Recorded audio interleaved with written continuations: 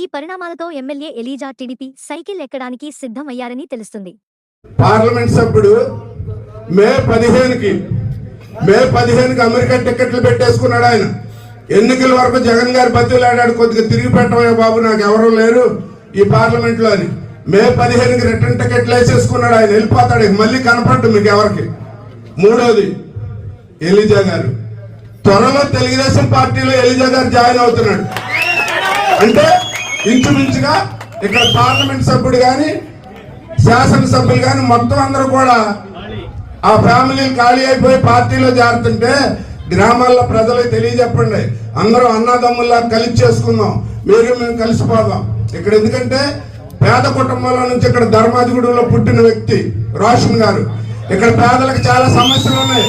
ఇక్కడ భూముల్లో 1000 ఎకరాల అడవి ఉంది, ఇక్కడ అడవి భూమి. అలాగే కల్లరాయనగూడెంలో ఉంది.